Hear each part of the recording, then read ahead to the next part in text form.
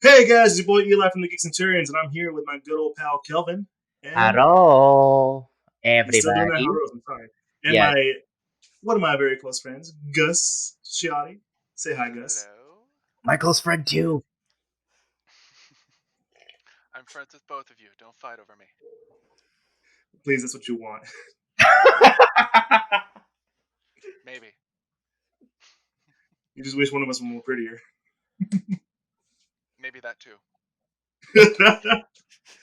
So, guys, we're here.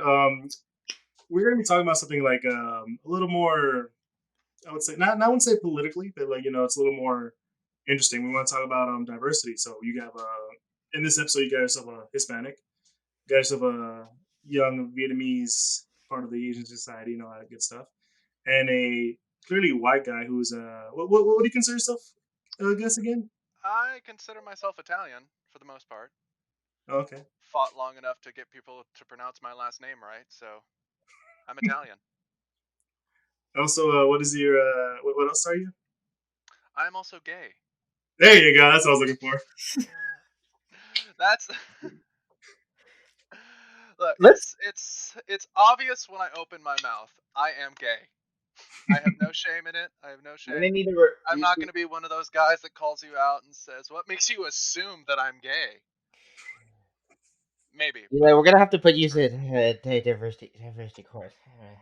No, And but the I reason know we have a course you can go through.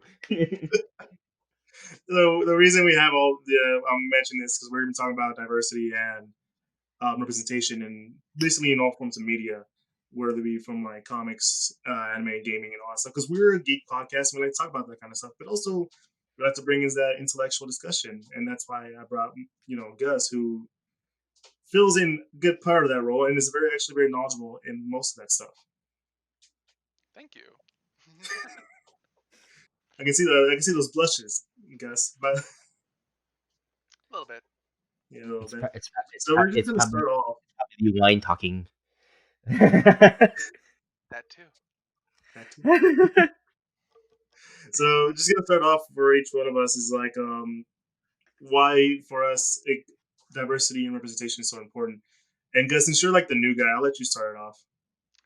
Why diversity and representation is so important for me, I would say, um, it's just nice to have a gay character in a game sometimes, you know? And there are more of them now, but it's never the protagonist, or you've even noticed with uh, movies like recently The Lion King, one of the biggest problems people had with the live action Lion King, or not necessarily a problem, but just something that people pointed out, was that Scar didn't sound as effeminate and devious as he did in the Flamboyant. as flamboyant. Yeah, that's the word. As flamboyant as he did in the animated series, and a lot of people were wondering why that was. I thought it was because Disney was trying to take a more PC approach to the situation and not make a not make it seem like the gay guy was the bad guy, hmm or the more So effeminate guy. what would you say to that? So what would you say to LeFou in the live action Beauty and the Beast movie? Say it again. LeFou in the live action Beauty and the Beast movie, where it was clearly obvious he was gay. LeFou, LeFou. I'm sorry, I'm horrible with names. Which one was LeFou? I can't remember his name off the top of my head, but he's the guy who played Olaf in Frozen. Who did he play in Beauty and the Beast, though? LeFou, the Who? little guy who follows Gaston, Gaston. the little, Oh, that guy. See, yeah. that's easier for me. How did I feel about them making him a little bit more gay? I Yeah. mean, In the live it action, didn't yeah. really seem like he was gay. That's the thing. I mean, there was one ending scene where you saw him dancing with a guy, hmm and that was about it.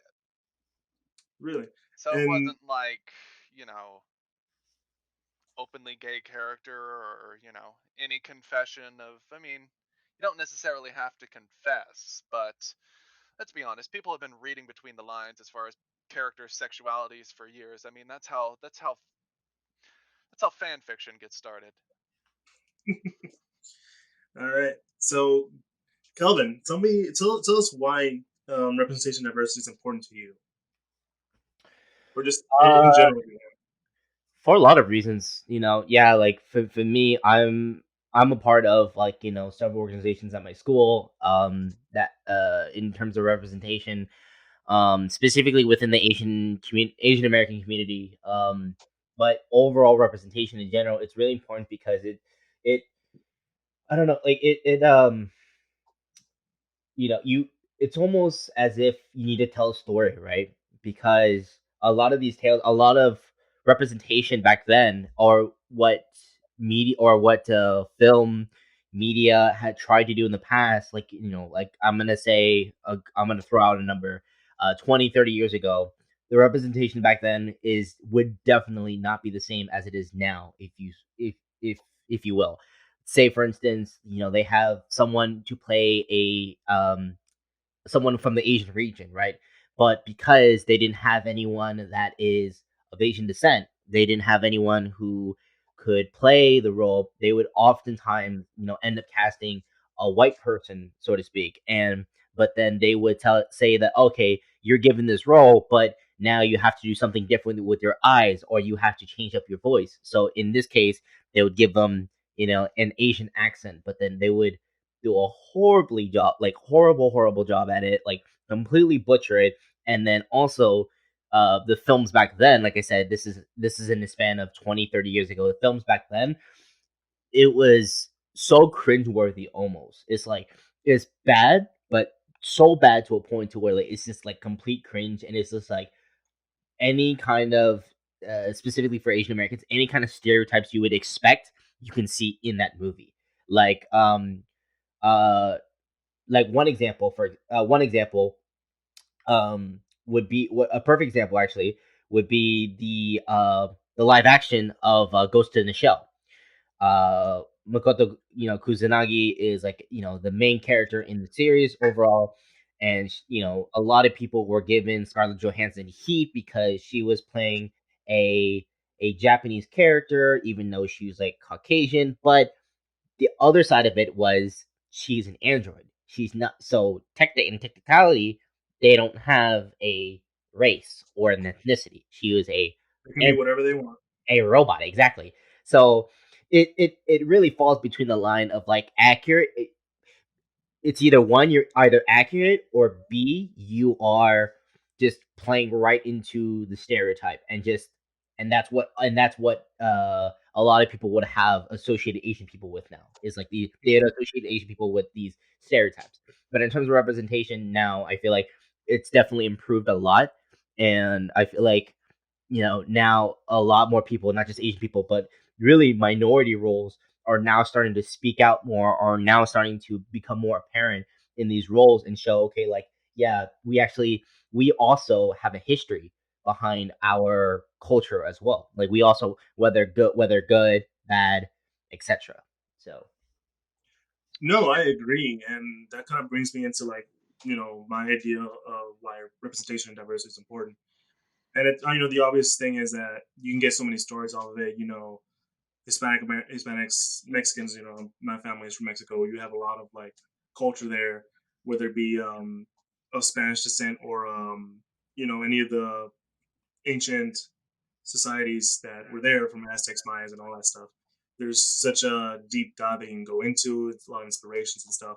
hmm And for me, like I always recall back to being in high school where we had to watch this like old film for Spanish class called El Cid, which is a very Spanish hero, real person that he's from Spain and all that stuff. But he's played by Charleston Heston, who's a white guy, and they just literally kind of darkened his skin just to yeah, be that. And I wasn't as upset, but I will admit I was kind of bothered by it because it's like you have this white guy in a room full of other white people and all sort of darkened. right, And it's No, kind of like, I mean, I'm not mad. It's the times, so I can't be mad I'm yeah, gonna that. call into question your education there. El Cid wasn't just a Spanish hero; he was Spanish in the sense that he was a Spaniard hero Yeah, that's right. That's right. from Spain. But also, one of the things that I love about the movie that you just mentioned, it actually featured a very prominent Italian actress. Like anyone Yes. in the Northeast with Italian heritage knows this woman, Sophia Loren. I Yeah, find her. I actually just real quick, I keep that little poster of her right next to my bed because she's just Italian as she's hell. gorgeous. She's gorgeous, and that was a lot of movies like that that were took place in Spain, like El Cid, and then a movie before that, The Pride and the Passion. They would cast a lot of Italians in those roles because they were the only ones that could, or one of the few people that could pass themselves off as being Spaniard or Spanish Mhm. vaguely.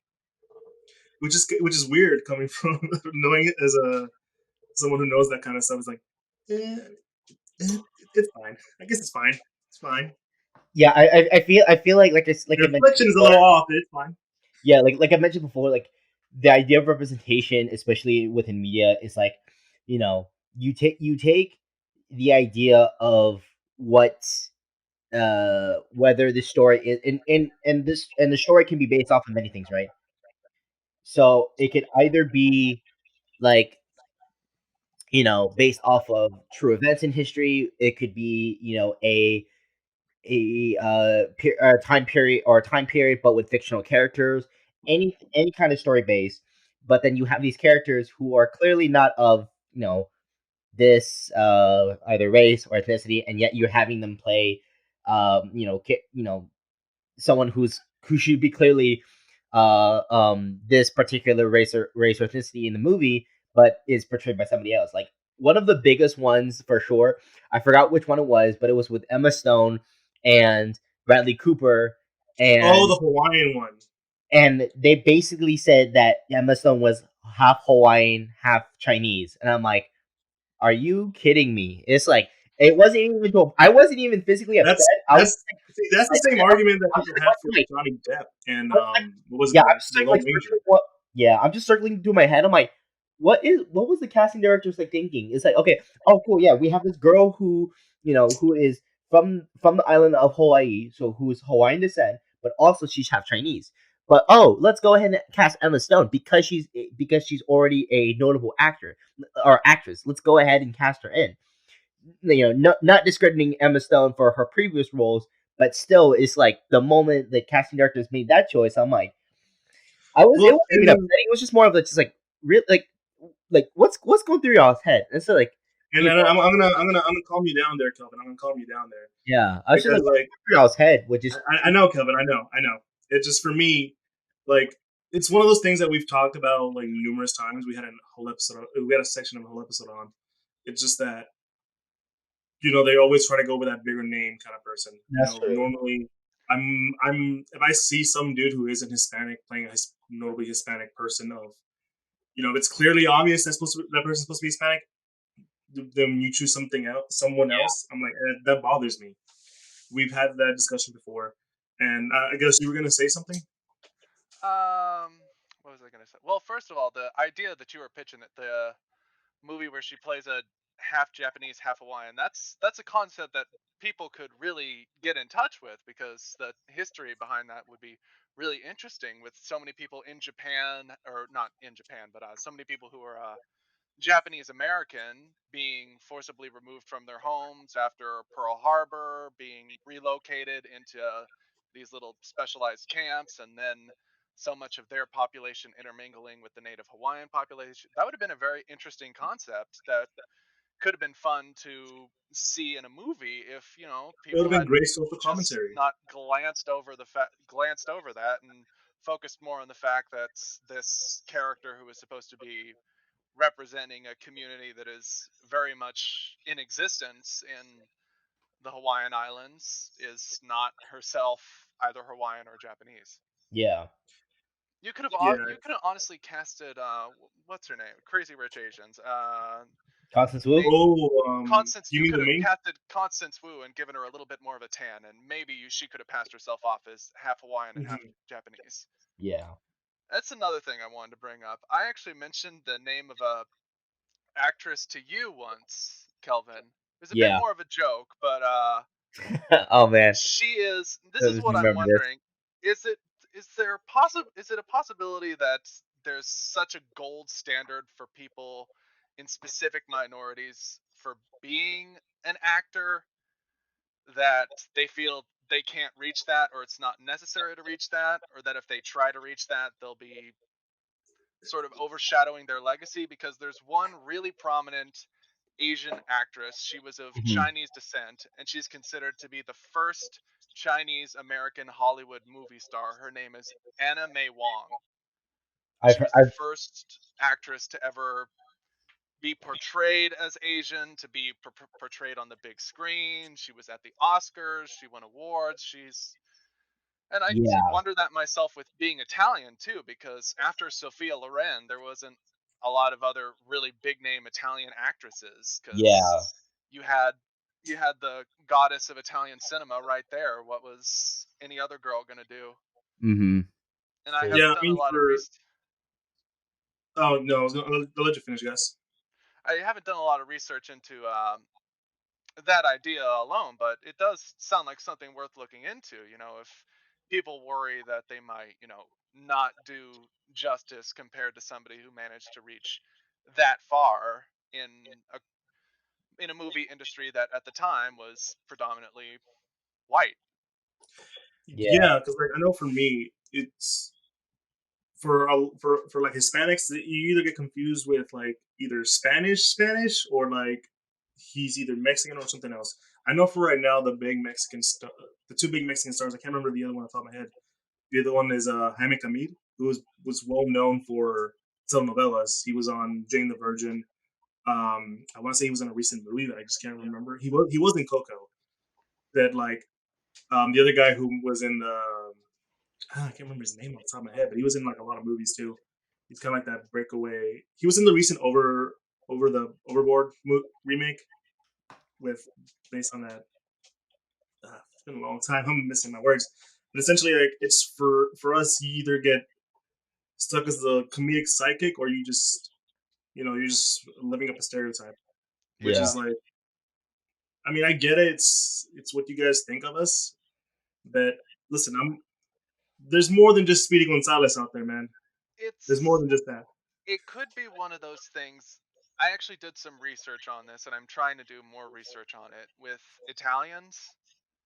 After World War II in America, Italians, like, you think of Little Italy now, you think of being Italian in America, you just think, Yeah. oh, they look like other white people, which is Yeah. true, but still.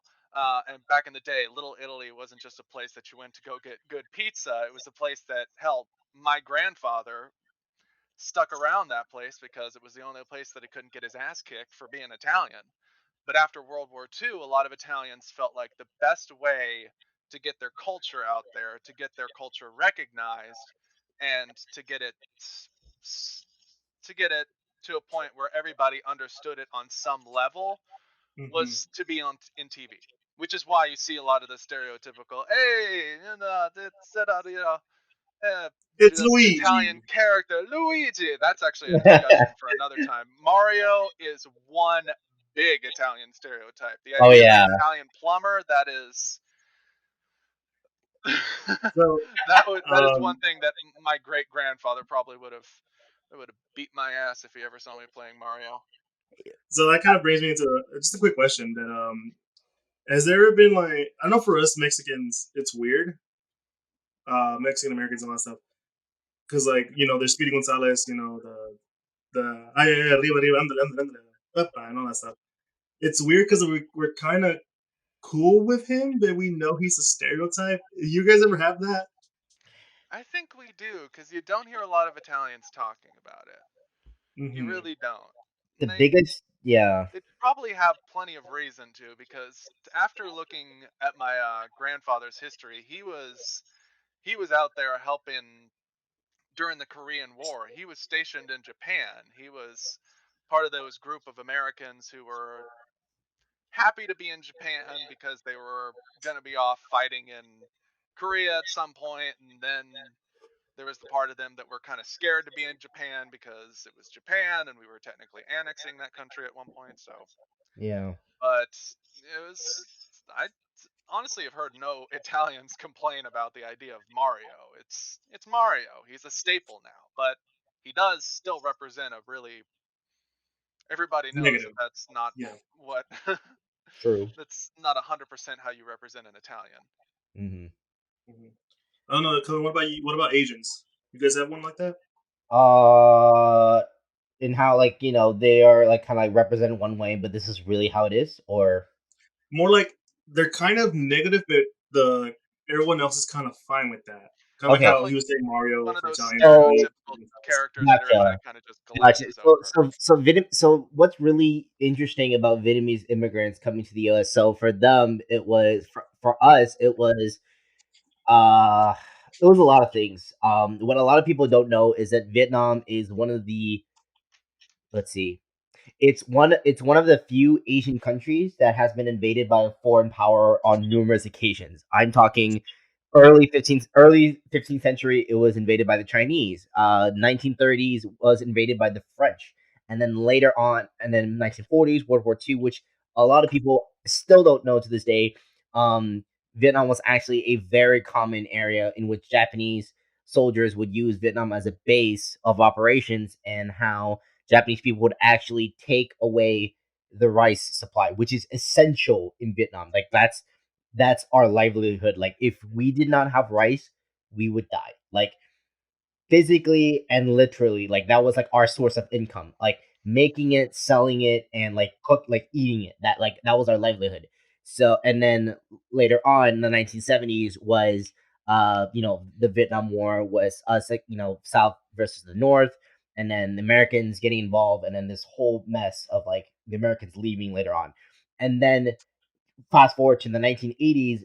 uh Fast forward in between that time frame, 1970s to 1980s, Vietnamese immigrants coming over to the United States, and essentially, you're moving.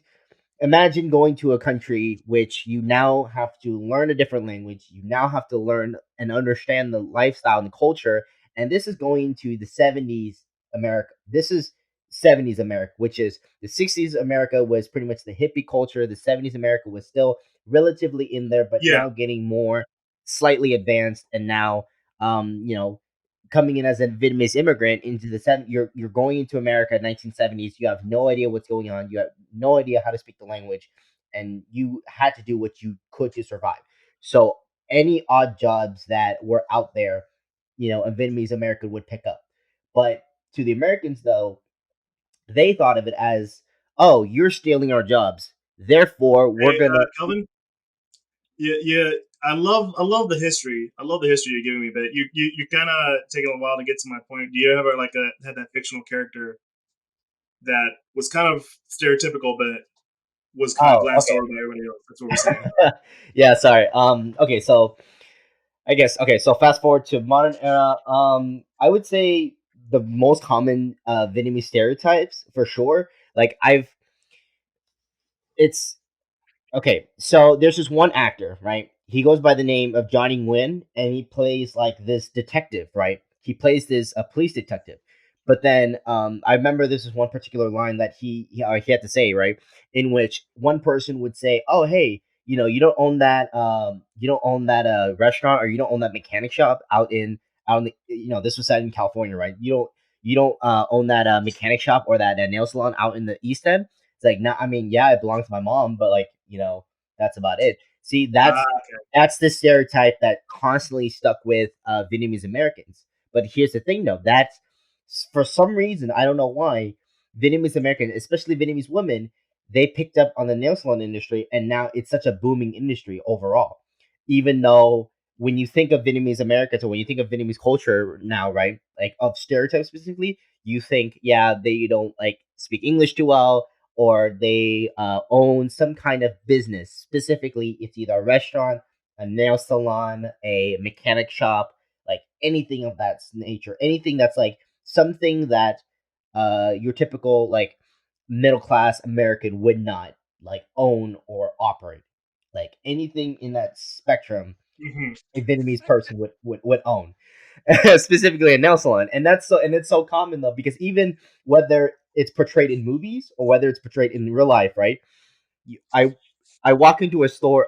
Especially whenever for me, I walk into a store and I see like, okay, it's just nothing but like Vietnamese women just like either working there Yeah, or yeah. I know. I got you. I that. got you, Kevin. And then I got you. even in media, they don't even have what you could say, what you call a Vietnamese actor. They usually have someone that, okay, that looks remotely Vietnamese. So most of the time, you either have like an Asian person who is either an extra or is like, someone of a different race or ethnicity, but Yeah, is playing a Vietnamese person.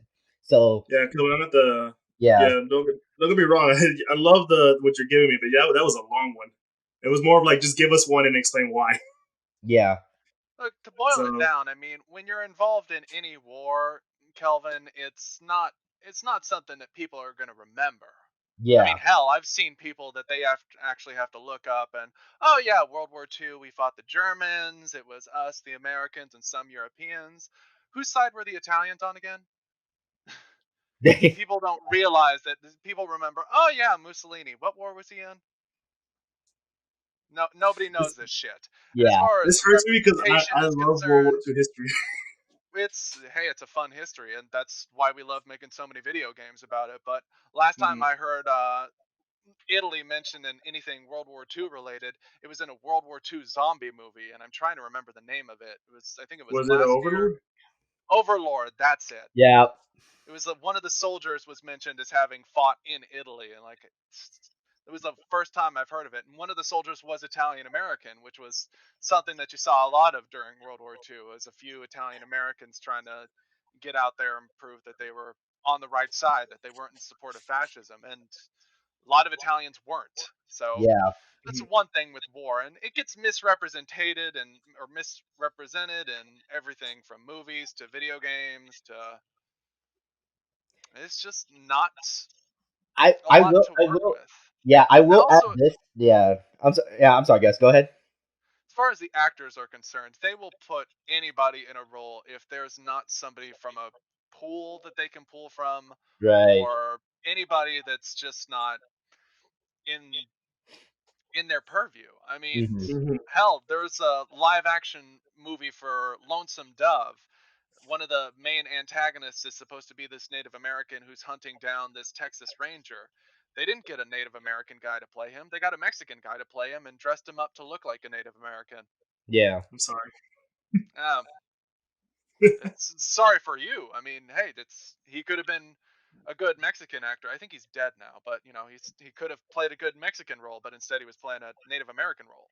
Yeah. Yeah, no, I've seen those kind of stuff. Like it's like I said earlier, we get generalized a lot into like different stuff. I mean, don't get me wrong, I love Danny Trejo, but whenever you need that, the hood character, the hood Mexican, that be like, oh, hey Holmes, hey, hey man, what you doing? Kind of stuff. He's always it's either him or it's like some other actor, like the guy from like the guy who played Louise in Ant Man. Like it's always like him or someone Javier else. Pena. Yeah, Yeah. like he's like one of those guys who always shows up and everything, and it's like you kind of more here to fill up a role. I don't blame you. You're trying to get food money on the table for your kids and stuff. But it's very noticeable when that's all we're kind of thought about. And don't Yeah. get me wrong, this is a great conversation. But let's move on to why is it important for like media, whether it be comics, gaming, and all that stuff, to show that kind of stuff? Hmm. Because there's a point where we just kind of want something like genuine. Like I don't know, Gus, have you had that moment where you see something on TV or anything like that where like, wow, I'm being represented in a great way, in a great fashion? Well, jumping away from Italian for a second, going back to being gay, there was a TV show called Looking on HBO. Mm-hmm. Only lasted about 2 seasons. I was kind of sad about that, but I felt it was good representation because it talked a lot about. It was this gay guy in San Diego, and he was a designer for a video game company. So he was helping put together characters. He was putting together worlds. He was one of the designers for video games. And one of the lines that really spoke to me was when somebody asked him, he mentioned in a conversation they were releasing a game. He said I'd always play as the female character, and I'd always remember growing up wondering why I always wanted to play as the female character. And I remember before I even came out, my sister asking me, do you want to play as? I remember guys saying that they play as the female character because they want to check out the girls' asses when they're running across the screen. Is that why you want to play as a female character? It was like, no, I just want to play as a female character. So it wasn't until I saw the show and heard this character asked, why do you always play as the female character? And as a gay guy, he said, well, as a gay guy, I feel, like playing as the female character, I feel, a certain sympathy with the role. I feel a certain sympathy with that kind of character.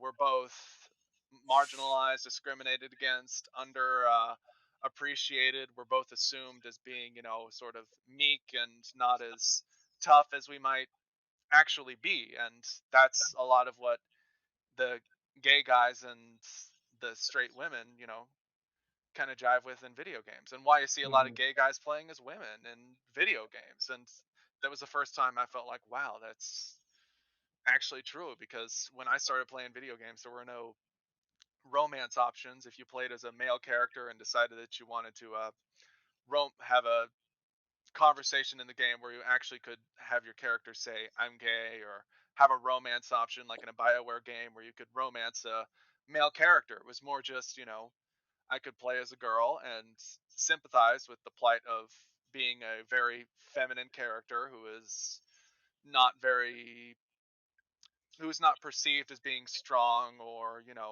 as tough as some of the more masculine characters. And on top of that, be able to, if the game provided it, romance guys, because I'm gay and Yeah, that's what I want to do. And you know, so yeah. it was.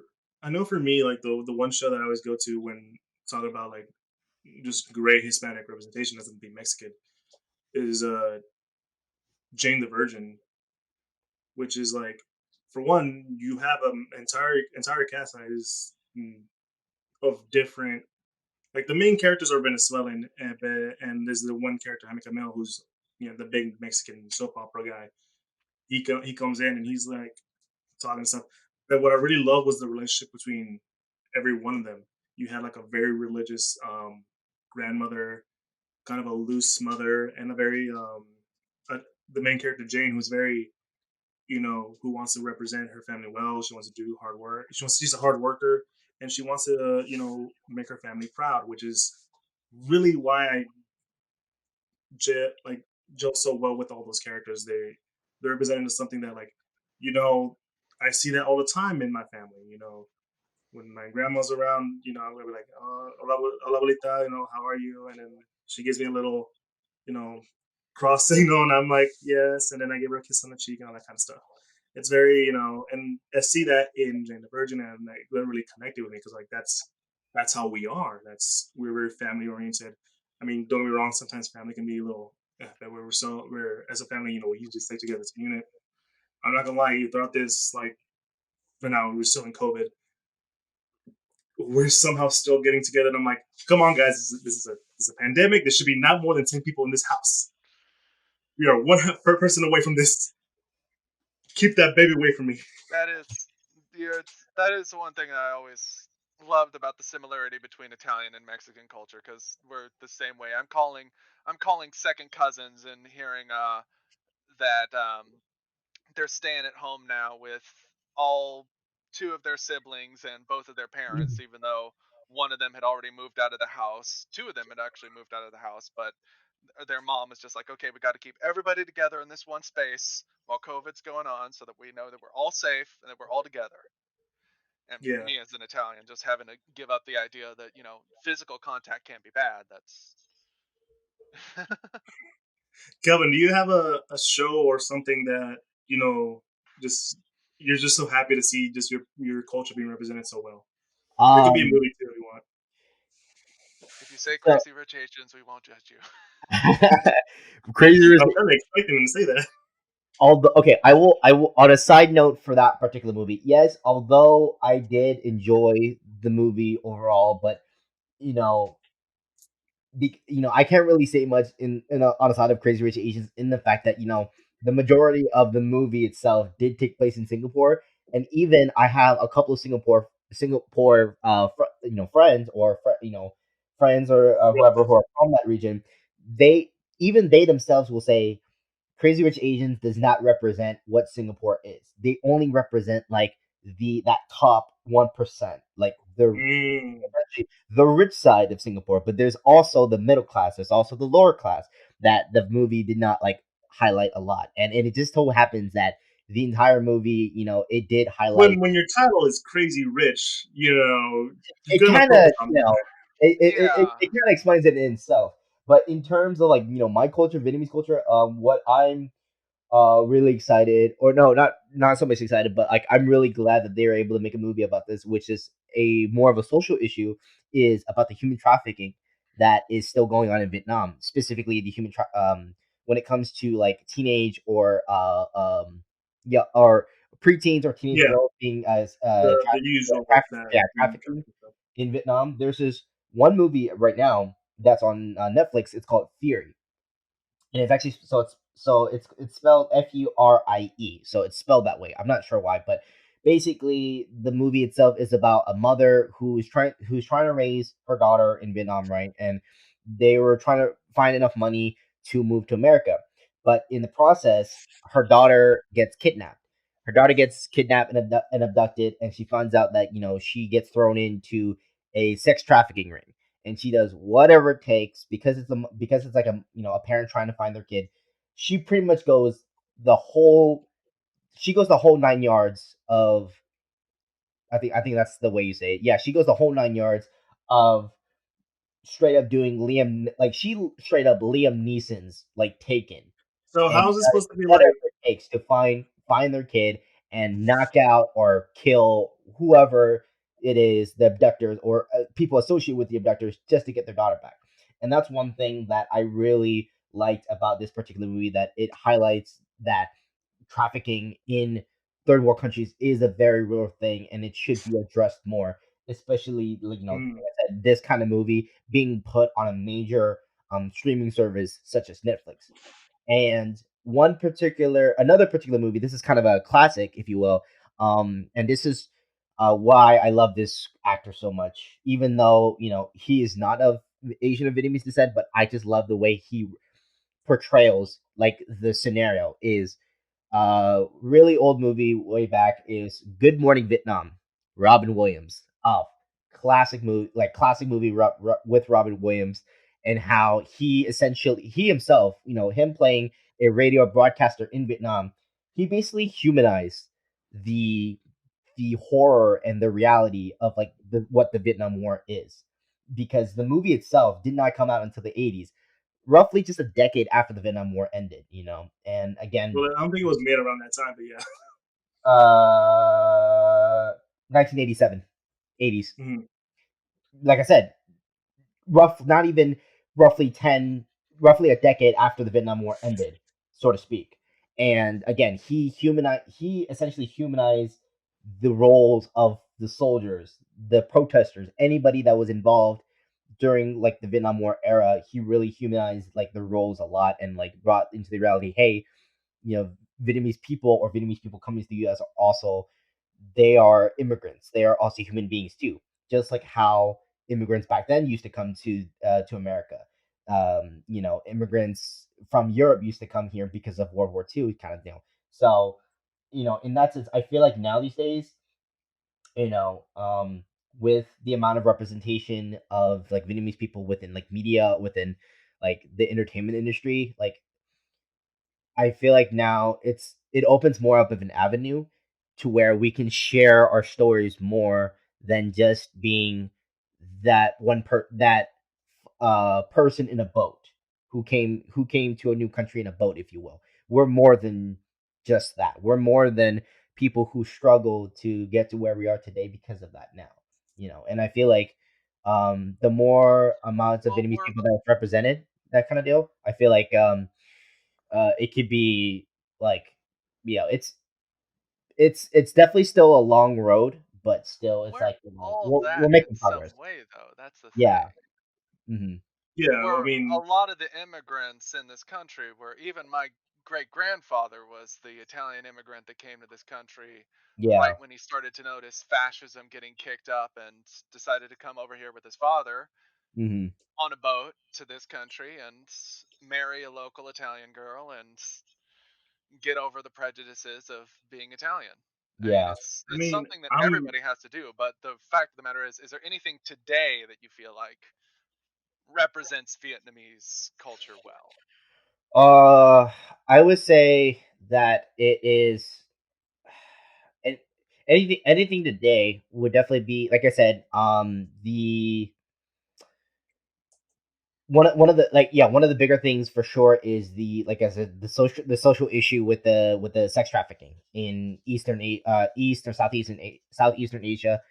Now these days there's a lot of represent not necessarily representation, but there's it's being brought more into the light by a lot of nonprofit that we're organizations. talking about representation here. Yeah, like I said, um, a lot of non-profit organizations. Representation like as a characters or in Oh, as a movies or character. in Okay. TV Yeah, shows or Um. I can't think of any either on your side, Yeah, like but it's I haven't done a lot of research into that. yeah, like I feel like now they should do some more representation instead of like or no not instead of but in the case of just like in like film Can I or ask you media something? in general. Can I Yeah. ask you something, Calvin? What's up? There's a lot of like if you talk to Italians, it's this there's a lot of regional disputes. Yeah. Like I can say that I love Sophia Loren Hmm. as an Italian actress. Yeah. Every Italian will say that they love Sophia Loren. But the fact of the matter is, when it comes to Italy, we're very divided. Even though we're one country, Hmm. and even though we've been a part of Europe for quite some time and a part of the European Union for quite some time, we're still very divided. Like Yeah. there's that northern part of Italy that every Italian will say those are the high class Italians. They think they're hot shit just because, they think they invented Italian culture. Then Hmm. there are the Venetians who think, they're all that. Then the Romans, the Sicilians, and Okay. everybody That's who considers them yeah. not I really was gonna say, Italian. Colin. In reality, Sophia Loren is a Neapolitan Italian. hmm. She's from Neapolitan culture, but she's Yeah. recognized by all of Italy. Hmm. So, you as an Asian American come from a place that scientifically people would refer to as, I don't know if you've heard this term, the Sinosphere, which is basically any area in East Asia that was affected by China or the general ancient Yeah. Asian culture at some point in time. Yeah. So that would include China, Japan, Uh-huh. Korea, Mongolia. Yeah. Is there any character out there that widespread, no matter?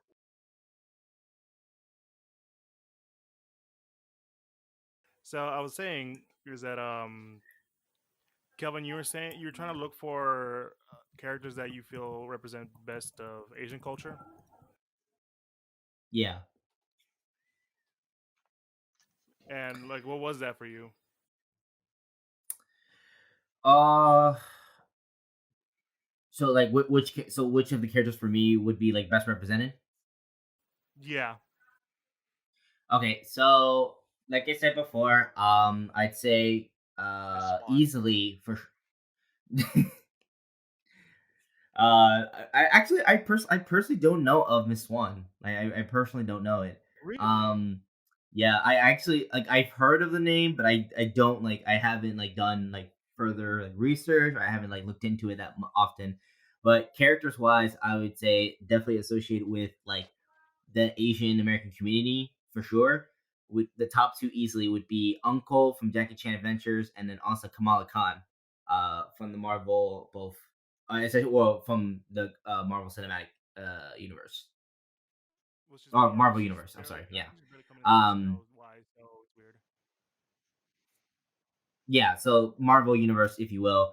Um, like I because what Marvel has done is they done a really good job at highlighting her cultural heritage with it, which is essentially she is Pakistani American, and they've really highlighted a lot of like that features well, especially her interaction with her mother, whom like we've Pakistani mothers tend to be very precise. They tend to be very strict. Like everything has to be like set according to the rules, and Although the second generation might see it as bothersome, but as from the mother standpoint, it's just the mother doing her job, or the mother doing what she can to make sure she's well taken care of. Now, in the, So Kevin, I find it yeah. interesting that you bring Kamala Khan. She's more of a Middle Eastern character than Mhm. a common Asian character. Is there like a difference for that, or are there actually some similarities between the two? So so it so to clarify on that, Eli, it was official. Like, a lot of people, when she first came out, or whenever she was first released, a lot of people had assumed that she was of Middle Eastern origin, but it's actually confirmed later on. I'm not sure if in the comics or not, but it was confirmed later on that she is considered the first Pakistani American hero No, no, no, no, on no. the But what scene. I'm saying, Kelvin, is that are people of the Middle East She would considered Asians?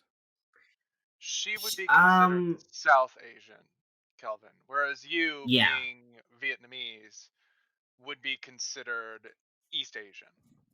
Southeast Asian, yeah. Southeast The Asian, Middle East Asian. Eastern, yeah. Technically speaking, you are right on that sense, Eli. That the Middle East is considered to be part of Asia, but I would say Middle East would be more towards, I guess, Central Asia, if anything. Yeah. Okay, so it's one of those things, kind of like where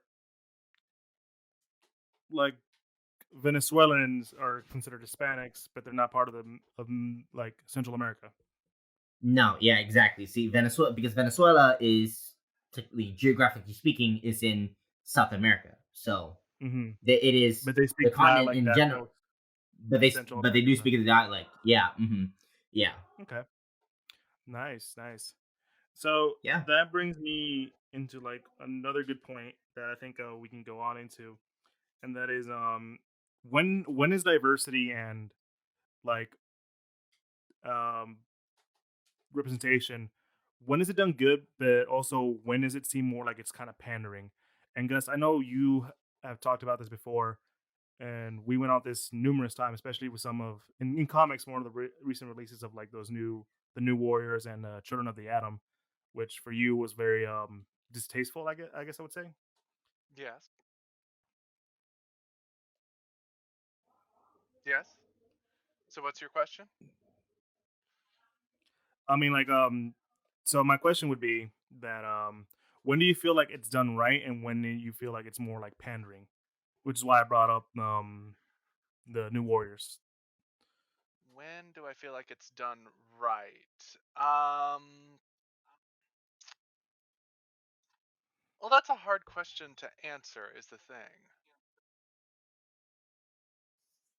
When it's done right, it's more of a God, I'm drawing a blank on what I said the other day. It's done right when it's more slowly introduced, when it's more Hmm. one at a time.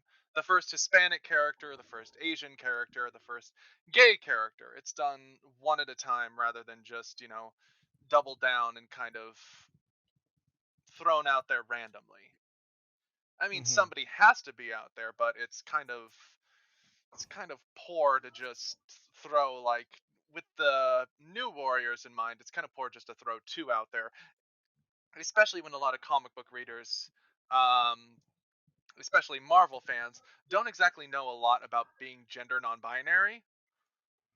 So when you mention the new warriors, there are two new characters involved. One called Safe Space, and the other one called Snowflake. One was born male, the other one was born female. They're twins, biracial twins, who are also gender non-binary. But we kind of have no real sense of what it means to be gender non-binary. We don't have any characters that represent that in a fair way. So introducing two characters, one male, one female, is kind of like it's kind of making it seem as though Marvel right now doesn't really even understand what gender non-binary means. They're introducing both characters, both gender non-binary, both who are biologically speaking, as far as sex is concerned, of two different genders, male and female. So it's almost as if they're trying to show us two different kinds of gender non-binary when they might not understand entirely what being gender non-binary means in and of itself.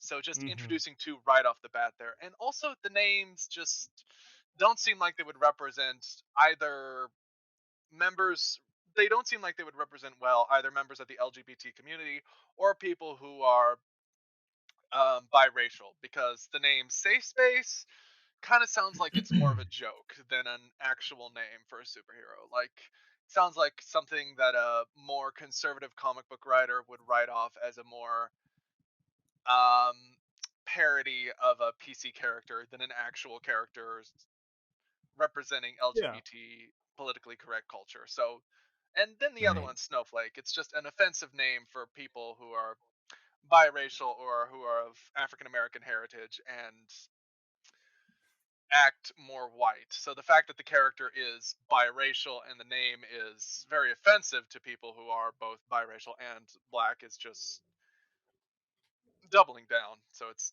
not Hmm. good representation. For sure. So Yeah. like that'd be considered more pandering than it should be something positive that they're trying to show off. Until we actually see the comic book itself, yes, it's more pandering.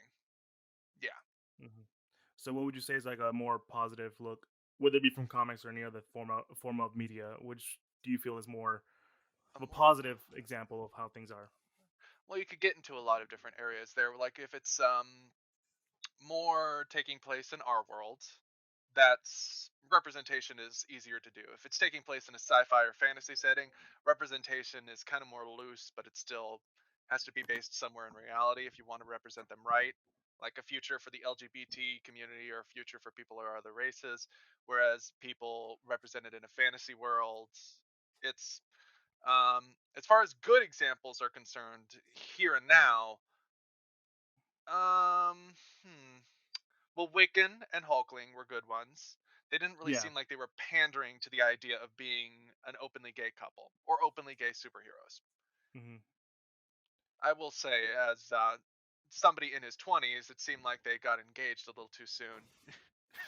Even just in millennial culture, if you're trying to put these heroes in the idea that they were raised in millennial culture, the fact that they got engaged so soon and that they're gay, it's two totally different areas. But I Hmm. just, yeah, What I will say about those two is that they had like they developed into a relationship, as I recall, right?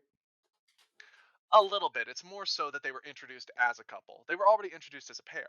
We never really got to see an Hmm. origin story as to how they met. We know how they met, but we don't see any laid out story as to how that is done. We know that in the Young Avengers themselves were brought together by Iron Lad, who was really Kang the Conqueror from the future. It's this whole convoluted plot. And he had this safeguard system brought in by the Vision's programming that was supposed to ensure that there would still be another team of superheroes if the Avengers stopped working altogether. So he just decided to use this program and go out and find the next generation of Avengers. And that's all we know how they met. He found Wiccan, he found Hulkling and Wiccan met. By the time the story actually begins and we start actually seeing stuff play out in the comics, they're in a relationship. We don't know any intricate details as to how they met or how their relationship Hmm. started. It's very cute and very wholesome, but I wouldn't never say it was pandering. Okay. So, Kelvin, what about you? Have you ever seen something involving Asian culture that for you seemed kind of either pandering or, you know what, that's actually really done really well for Hispanic, or I'm Hispanic, sorry. I was thinking about myself. Sorry. Asian culture. Um. Hmm. Not in recent times. I would say back then, um, with I'd say a particular era, if you will. Early 2000s was like I feel like that at that point was like a really high point for Asian American representation.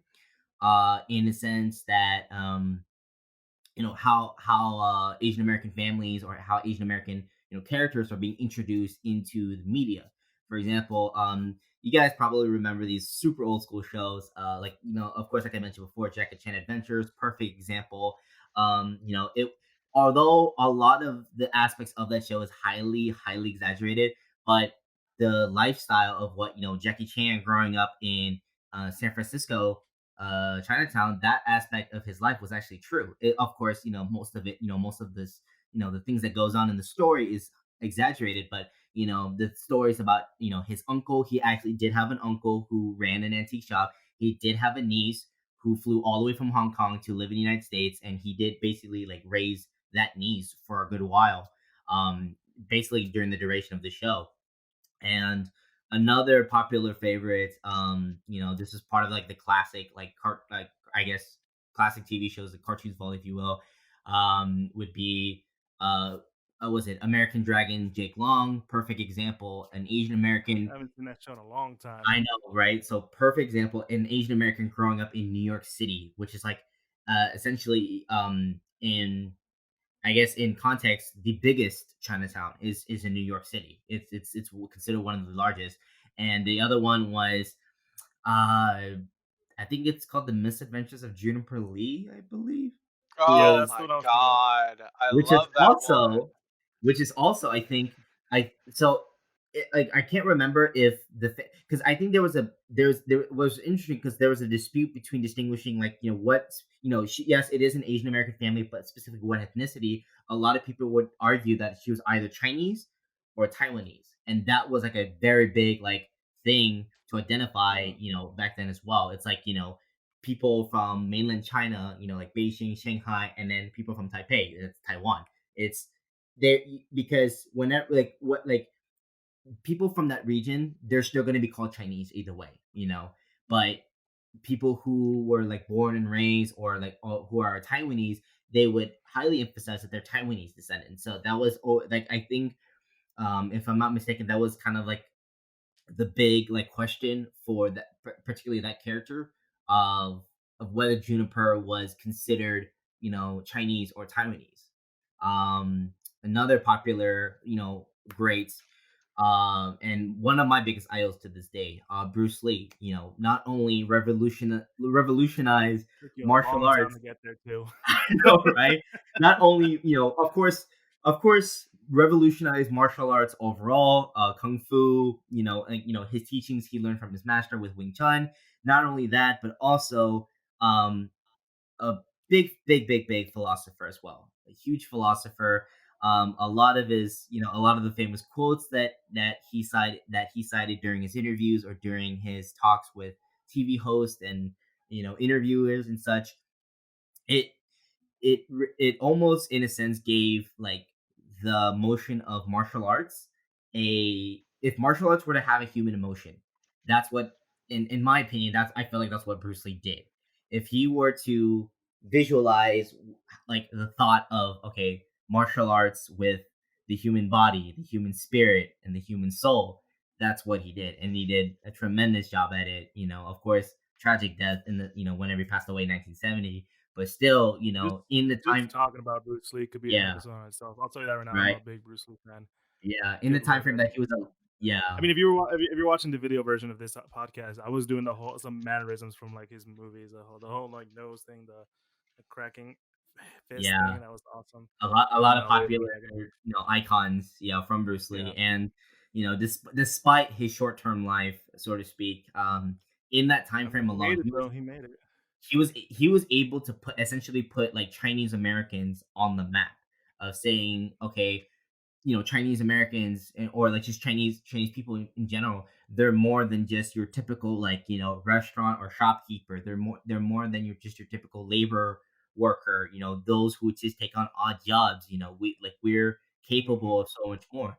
And I feel like he really set the grounds for future generations of Asian American actors, martial artists, filmmakers, voice actors, like etc. He's really Oh, of set course. the foundation for that. Now, now let me ask you this, Cohen. Is there whenever you think it doesn't have to be a character in of itself. It can be like something you saw on a show Yeah, that you felt was more kind of pandering. Like you, I get what I get your intentions, but I feel like it, it came off the wrong way. kind of like we were talking about some of the Marvel Mhm. characters from Marvel that are supposed to be like this sort of gender fluid, um, homosexual, asexual, and all that stuff that doesn't really come out as well. Do you Yeah. have one? Do you can you think of one Mhm. that is for Asian society or Asian culture? See, so for the Asian culture and the Asian society, like in the sense of like, gender equality or, LGBTQ Well, I'm awareness. saying pandering. I'm Oh, no, pandering. no, no, no, yeah. So like yeah, but still in that sense though, it's like the fact it's kind of in the middle, if you will, because it's leaning more towards okay, like either being very open about it or just being like subtle about it. There's not really like more of one side, okay, this person is clearly Asian American, but they're LGBTQ or they Well, are I'm yeah, not saying their sexual orientation and stuff. yeah. I'm saying do them as does there a show or a character that's like, that's supposed to be Asian, but it seems more like it's pandering. Oh, pandering, okay. Yeah, If you could okay, could you define it a little bit? pandering. Yeah. So essentially, it's like you're just using this person for this reason. It's not. While the intentions may be kind, it doesn't Mhm. come out as what you want it to be. Ah, okay. Gotcha, gotcha. Yeah. So like In for right. yeah, Gotcha. In terms of diversity, for sure. Like the kind of shows where yes, they are trying to promote diversity, but it's almost kind of like okay, you have a white person, a black person, and a Hispanic person. Oh, we need an Asian person. Almost kind of like a checklist, if you will. there you go. Yeah, it's like a lot of like like like series and it could be for anything like series, movies, comic books, like book series. Like they need like especially in like the Hollywood standard, they need to have like that style of like okay, oh okay, we have a checklist of every person down the diversity spectrum. Who do we have? It's also very common for like commercials as well. Like a lot of the commercials, like whether they intend to diversify it on purpose or not. It's just a matter of like, okay, for most, unfortunately, for most of the commercials you see now these days, it's almost kind of like a checkbox. It's like, okay, like the commercial will do well if it shows one person from different backgrounds. Especially for Asian Americans, whether they do have speaking or non-speaking roles, so to speak, and the Mhm. the chance that Asian Americans do get speaking roles, they often get thrown into like that, going back to I guess this stigmatized stereotypes, if you will. It's like the Asian, the nerdy Asian guy or the Asian guy who doesn't talk too much. It often gets thrown into like that The shopkeeper. stigmatized. Exactly, the shopkeeper, like Uncle from Jackie Chan Adventures once again. um or like I don't know, was it Karate Kid in like who's part of the new The Justice League, Legion of Superheroes. Legion of Heroes. It's it's almost like I guess like I said, for Hollywood standards, it's just gonna be like another checkbox for them. But I feel like now, like even progression wise, even if we were to slowly go away from okay, we're just more like we're just filling these roles more of it just a way of a checkbox. We're just here and this is who we are and this is what we represent. Just leave it at that. Mhm. You don't have to pretend or It sugarcoat doesn't the checkbox idea, so to it speak. doesn't have to be a checkbox. If the person just happens to be Asian, let's just let it be Asian. Yeah, just let the person Yeah. be Asian, like whether a major or a minor role, like it doesn't matter. It's just a matter Mhm. of okay, like giving that person the opportunity to be on the screen. That's the first and foremost thing. And I think Yeah, and then I think even Bruce Lee emphasized that very well too about like trying to break that checkbox standard, if you will. you're right because I remember hearing that he didn't want to be in roles that were very stereotypical. And I remember hearing Yeah. that he was in that it was an old TV show called Kung Fu with Hmm. I can't remember the dude's name. But he was the guy from Kill Bill, the Bill. I'm trying to remember his name. Uma Thurman. No, the guy who played Bill. Ah, okay, the old dude. Yeah. Yeah, Okay. yeah. Like he was. They have him being the main role that was originally supposed to be for Bruce Lee, Mm, but okay. they gave it to him. His name can't remember his name right now. It's David Carraway. Yeah. He's the main star of the show. He's just like this white dude who went to Asia, learned how to do kung fu and Yeah. all that stuff. Mhm. White savior kind of thing. Yeah. And that role was originally supposed to be for Bruce Lee, Mhm. But but they he didn't decided want. not to Mhm. because an Asian person isn't bankable as a star. And this is Yeah. way before his whole Enter the Dragon, kind of stuff. This is way than it is. I think it was when he was during the Green Hornet as Kato. Yeah, that's right. I remember that. Yeah. Um, So yeah, yeah, and I felt like even Bruce's role in Kato, it almost in a way. I mean, this is just my opinion. I feel like his role as Kato almost kind of like undermined his actual ability. Like, yeah, he was the sidekick who happened to be martial arts savvy, and then that was and it only even had one season too. It didn't have a long run. But I felt like, that the role of Kato could have been more expanded, if you will. Having him more than just okay, like the personal like sidekick and the chauffeur of like, the Green Hornet. So it feels the stereotype at the same time, but he was able to rise above it and like kind of be the one of the big stars because like I don't think hardly anyone knows the name of the other actors aside from just Bruce Lee. yeah, that's true. And then just moving forward to like my things that I consider like done well and like pandering. I know from the comics, there's two characters I always go to like that's an example of pandering, and also one that's just a good example. The first one being like Robbie Reyes, Ghost Rider, Yeah, who's like he they don't emphasize that he's like Hispanic. He's like no, he's clearly Hispanic. He's clearly comes from this area that is very there's a lot of violence, a lot of gang violence, and what he wants most of all is to ensure that there's a positive role for his younger brother, who seriously, I swear to God, he's dyslexic. He's got a stuttering issue, and he's in a wheelchair. I'm just okay. Come on now, this is and one of that's those things. that's the younger brother of That's the Robbie younger Reyes. brother, and it's like okay, calm down. That's a little too much for a tragic backstory. But no, but he essentially, his whole thing is trying to provide for his family, which is very um if you are someone of Hispanic descent, especially like from for me, I'll say that for Mexicans, the whole family thing is a huge thing. You always try to look out for family, make sure family's well and kept. And whenever I think of a pandering, and don't get me wrong, this character is great, but I feel like this character solo run, her own personal book, was just I don't think it was intent. I don't want to say it was intentional. I think it was just wasn't. I don't think the writer was ready for this kind of stuff.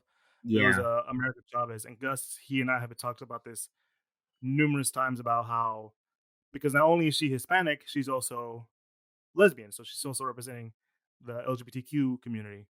Which And is an important thing to represent.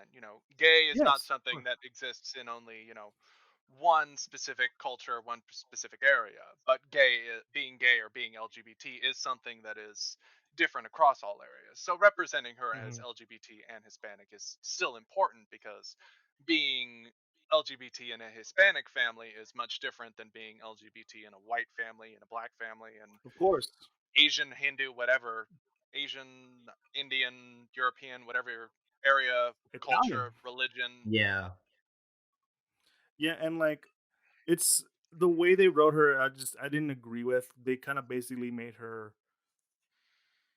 kind of like a literal illegal alien if you wanted to put it down. She came from a planet that's basically all She of came from another Latino America. planet, and she was in Hispanic. which in which the planet was just all women, and they're All women's Latinas. is.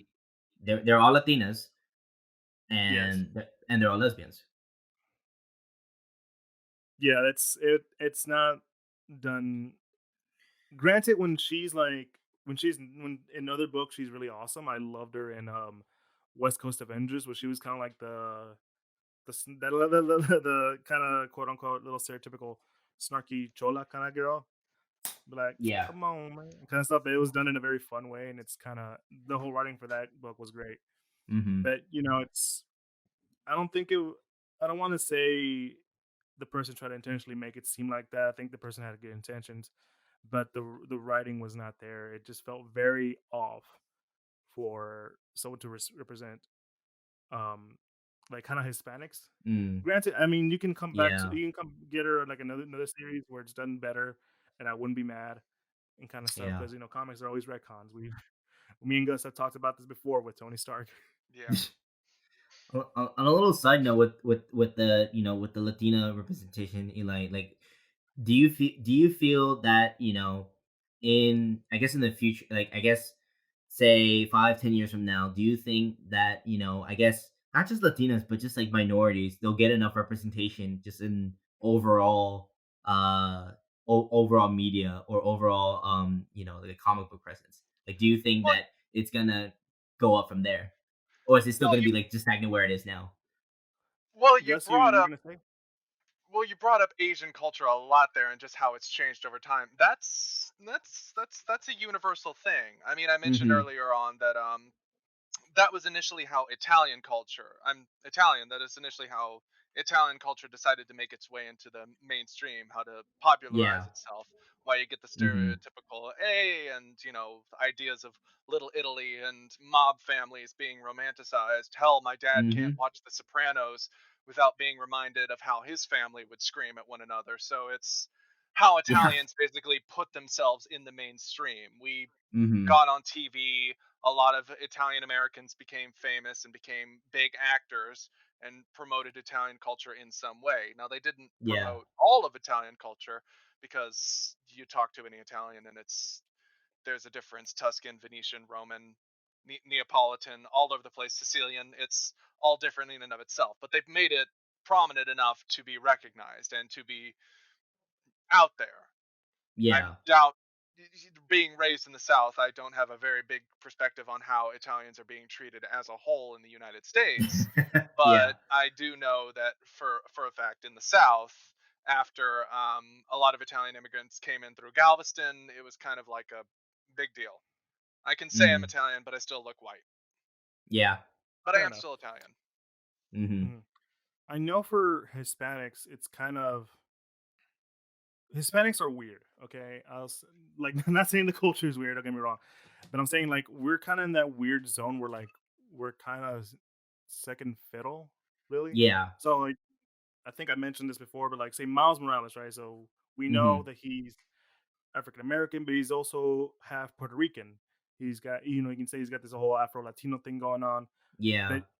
but but he's mostly focused as a black character. Yeah. The Hispanic thing usually is kind of like in the background.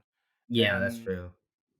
yeah, you and I and one of your friends, Andre, we talked about this before with Kyle Rayner because apparently he's Hispanic, and I totally forgot about that. Yeah. Mhm.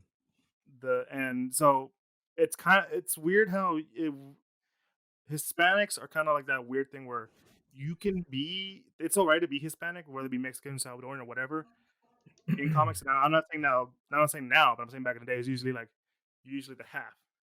He's half white, but Yeah. also half Hispanic. He's half black, but Yeah. also half Hispanic. He's half whatever. He's half Italian, but also half Hispanic.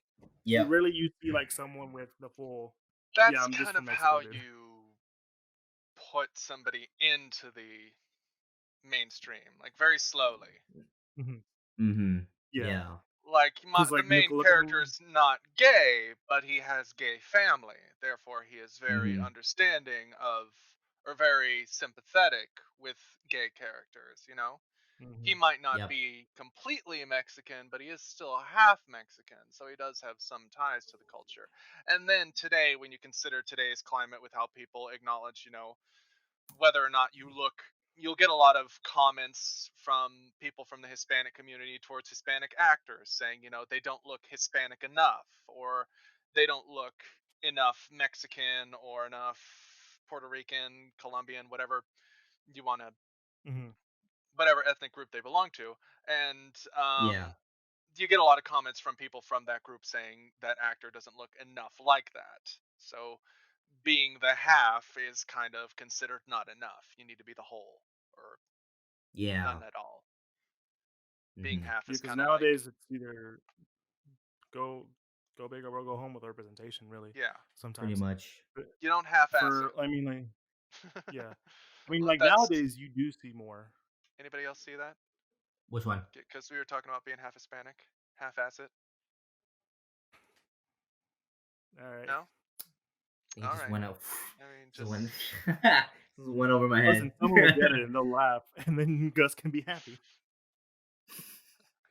you were saying. No, I would say nowadays, like for Hispanics, I feel like it's more accepted, like to go Yeah. full on that whole full Hispanic. Like I've Jane the Virgin, I've said it before.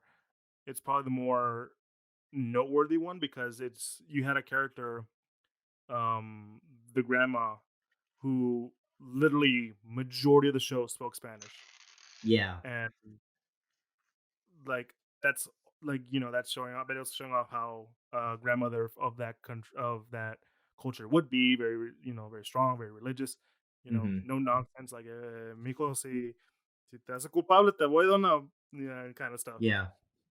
And nowadays, like I see, you tend to see more gay characters nowadays, and they kind of broken through that stereotype because usually I think at the time the gay characters were like very flamboyant, like yeah, kind of stuff.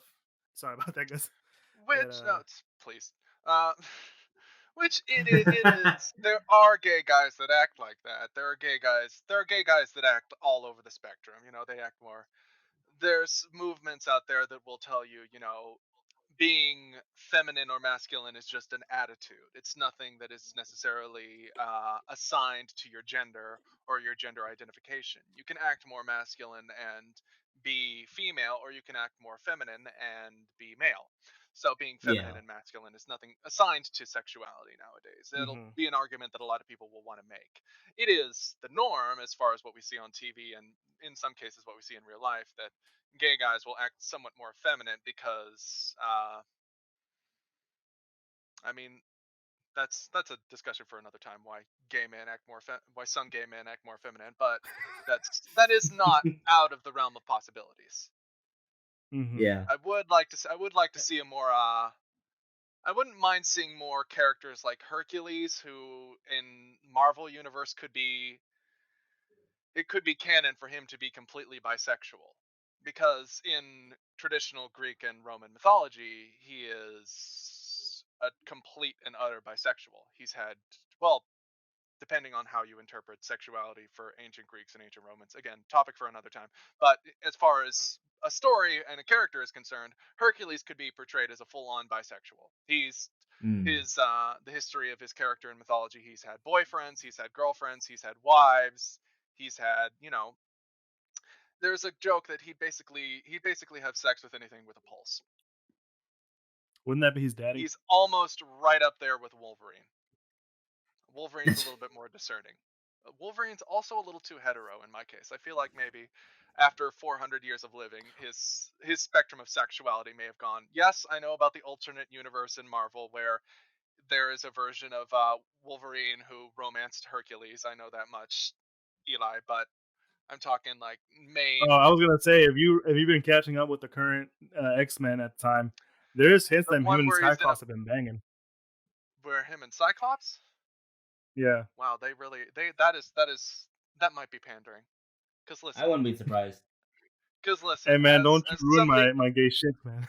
as somebody who has scrolled the forums of fan art on DeviantArt, Tumblr, Instagram, Twitter, I can tell you it is nothing new for people to ship Cyclops and Wolverine together. So to put them There's a in, it's been happening for a while now. So for them to put it into the comic books finally and make it like not just fan fiction, it's actually there. It might be considered pandering too on some level, because we've been shipping Cyclops and Wolverine since the beginning. there's a lot of Hell, sexual we've been tension there. shipping Iron Man and Captain America. You don't see them scrolling yet. We've been shipping Can't these Bucky guys be friends Barnes yet? and Captain America. I remember seeing a video. This is coming from just seeing a video of um, figures in the gay community Hmm. prominent drag queens on TV, prominent gay actors, and all that, trying to list off, or just gay nerds in general, list off the top gay couples in comic books. And I thought this was going to be a serious discussion.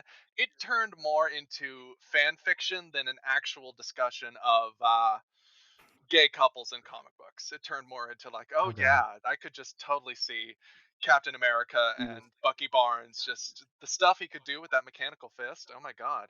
I'm just like, this is God.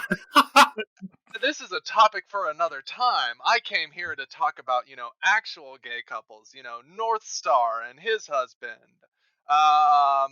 Wiccan and Hulkling, what's the other one? She's from the Runaways. She's the alien girl, Nico, and her. I'm gonna I'm Okay, gonna so guys, I'm let me gonna ask be you this. Let me ask you this, guys. How did you yes. feel about the moment that Ice Drake, Iceman, came out as gay? Hmm. That felt right up there with changing a character's race in Marvel Hmm. movies. It kind of seems like, oh, we can't really come up with any good ideas for any new superheroes, and any superheroes that would just so happen to be, you know, gay. So we decide to make one of our old superheroes gay instead. It's kind of like Hmm. representing. Don't get me wrong, I don't mind if the race or the ethnic background of a character gets shifted. If it has no real impact on who the character was, you can make any character black, Hispanic, white, whatever you want to, in any Disney movie, Disney TV show, what have you.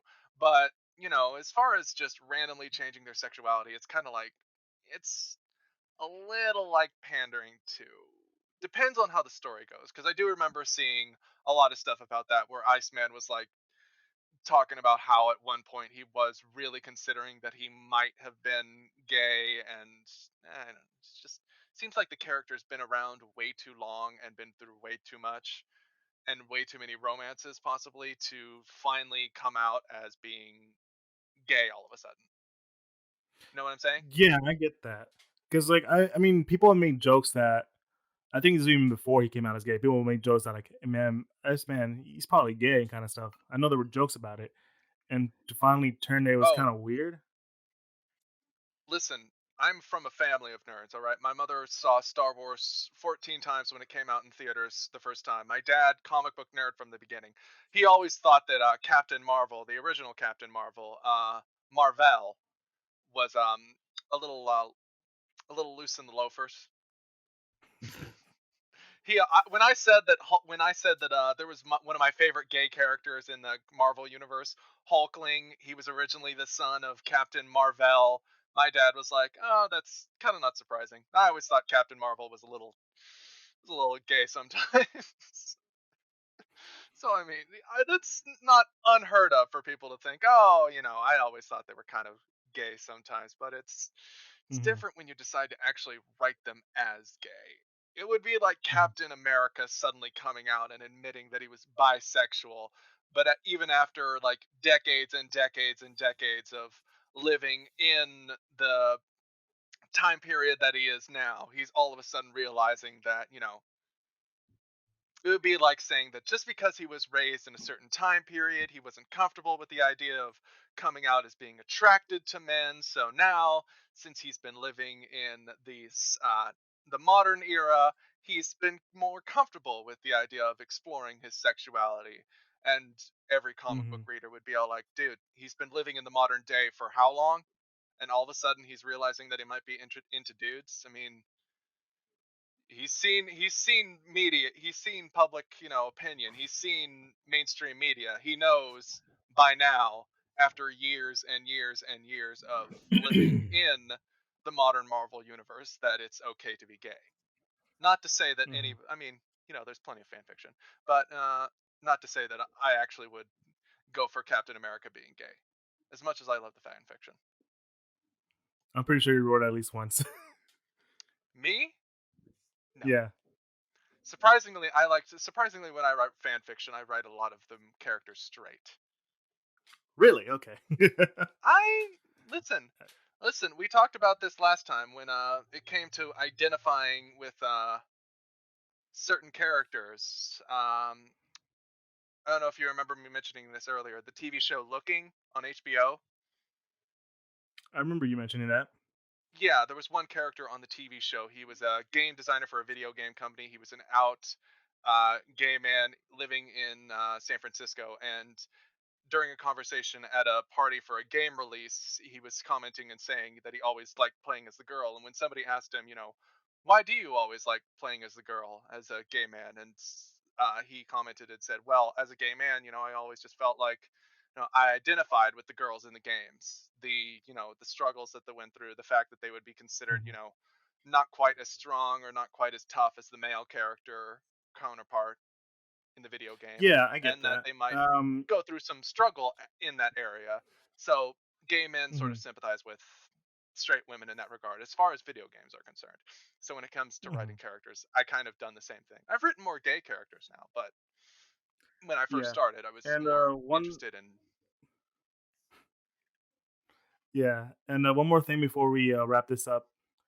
Um, I remember Gus, you and me talking about it, and Kelvin, you can add on to this too. Is that sometimes a character who who kind of may represent something ends up being kind of representative of all things. We talked about that with Superman, who is the ultimate immigrant, and he kind of basically represents all of immigrants. So, what are your thoughts on that? Well, the story involved in I mentioned this before. The story involved in Superman is that he took a lot of influence himself from. Okay, let me start over with this. His writers, the guys that originally wrote Superman, were Jewish. They wrote Superman basically as an idea of, their perspective as being the sons of Jewish immigrants in America at the time. They looked human, they were human, they were just like everybody else, but when you got right down to it, despite being looking exactly like the majority in America, they were actually Jewish, and being Jewish at the time wasn't considered to be a good thing. And um, they incorporated a lot of that with Superman, and they incorporated a lot of Yeah. Jewish folklore with him too, with the Golem of Prague, known as the defender of the Jewish people in Prague, if ever they should be harmed there, and with Superman being the defender of humanity, using his strength only to defend those that were being hurt unjustly, which is a lot of the lore existed in Jewish folklore in a lot of their heroes and protagonists there. So that's how they wrote Superman, which is also, you could comment on why, discussion for another time, how they make Superman seem so dark. He's the token good guy. You can't make him that dark. But yeah, Superman, as far as being an immigrant Mhm. story, he is the ultimate illegal alien, but he is also a representation of, he looks human, he acts human. All he really needs is the glasses to pass off as a, human walking the streets of what is it, Metropolis? Yeah. As walking the streets of Metropolis, but in reality, he is different from everybody else. He's a defender of mankind. He's Yeah, and I strong. He think has that's something. superpowers. Yeah, I think that's something that I think all of us in a way can relate to because that's the thing. I know for comics, that's for us like a big thing. Usually they're kind of subtle about it, but they're always kind of representative of something. Yeah. Son of immigrants. We're all basically sons of children of immigrants. This is the United States. We're all Oh something. yeah. Kelvin, your family came to the United States to escape a war. That's something that even though Superman himself, even though there is an Asian Superman now, even though Superman himself isn't Asian, you can find a way that kind of also represents you as an American, as someone who is from here. Am I right? Yeah, for sure. And I know that for me because Superman, ultimate immigrant. He stands for Yeah. all that stuff that you can But all agree on. like we said earlier, it's that half idea, Hmm. Superman had to be written as an immigrant because during the time, writing him as any known immigrant, actually writing him as Jewish during the time, we wouldn't know who Superman was today. If Hmm. they had actually written the character of Superman as a Jewish character, we would have no idea who Superman was if it had even been gotten His through name to was Melvin publishing. and stuff. His name was Melvin Sheboyganowitz Brown of Westchester, New Jersey, or some, I don't know. Yeah, so it's kind of that sort of only half. You write Superman as an immigrant, Hmm. but you do it in a way that you kind of have to read into it a lot. You have to really look at it. Yeah. Whereas today, we don't want to see characters that we have to really examine and see, oh, this is the perfect example of what a immigrant is. We want to see people who are actually representing our groups, our marginalized communities.